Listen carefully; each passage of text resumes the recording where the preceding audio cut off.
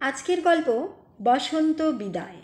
Jail খাটা আসামি রিতমের সঙ্গে বৈশালীর বিয়েটা যে শেষ পর্যন্ত ওর বাবা মেনে নেবে তা বৈশালী ভাবতেই পারেনি। অবশেষে সব অপেক্ষার অবসান ঘটিয়ে পরিণতি পেতে চলেছে বৈশালী আর রিতমের 4 বছরের প্রেম। ফাইনালি বাবাকে সে এটা বোঝাতে পেরেছে যে রিতমকে ফাঁসানো হয়েছিল, রিতম নির্দোষ। বৈশালীর ওপর দিয়ে যেন একটা ঝড় বয়ে গেল। একদিকে বাবা বেঁকে বসেছিল যে জেল ফেরত একটা ছেলেকে কিছুতেই জামাই বলে মানবে না, অন্যদিকে রিতমও কখনো চায়নি যে দাগি আসামির তকমা লেগে যাওয়া জীবনের সাথে নিজের ভালোবাসাকে জড়াতে।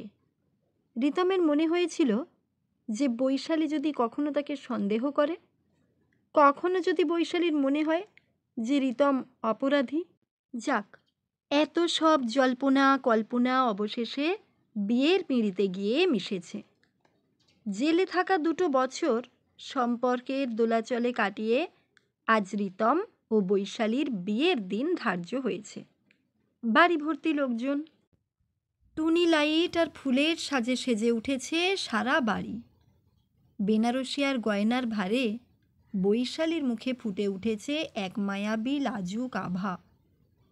লোকজনের আনাগোনা আর ব্যস্ততার মাঝেই শোনা গেল, এই বর এসেছে, বর এসেছে।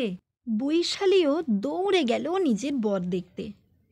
বাহ, বরের সাজে রিতমকে তো বেশ লাগছে।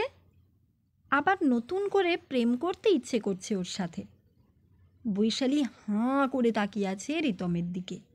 রিতমও বৈশালীর দিক থেকে চোখ ফেরাতেই পারছে না। দুজনেই দুজনের দিকে তাকিয়ে আছে অপলক দৃষ্টে।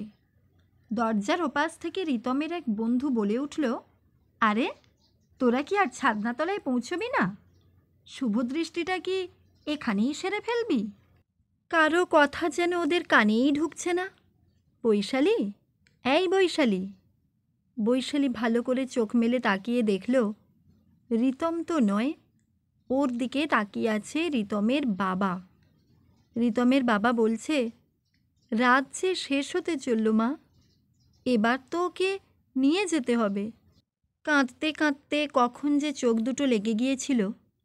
বৈশালী নতুন ধুতি পাঞ্জাবিতে চন্দনে রিতমকে সুন্দর করে সাজিয়ে দিল।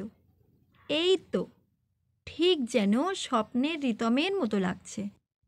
কাল রাতে বৈশালীর ফোনে একটা ফোন আসে। রিতমের বাবা বলে, আমাদের সব শেষ হয়ে গেল রে মা, রিতম সুইসাইড করেছে। খবরটা শোনা মাত্র বৈশালী চলে আসে রিতমদের বাড়ি। জেল থেকে ফেরার পর রিতম কেমন যেন হয়ে গিয়েছিল। কারোর সাথে কথা বলতো না, সব সময় অন্যমনস্ক থাকত। ওরা রিতমকে নিয়ে চলে যাচ্ছে। হরিধ্বনি শোনা যাচ্ছে। বৈশালীর চোখের পাতা পড়ছে না।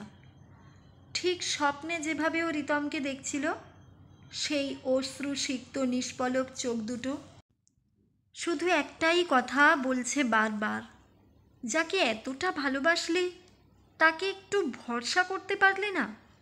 আমি তো ছিলাম, সব কিছু ঠিক করে দিতাম। ক্ষণিকের দেখা জীবনটাকে যদি একটু ছুঁতে পারতাম, তাহলে আজ আমাদের জীবনে বসন্ত বিরাজ করত।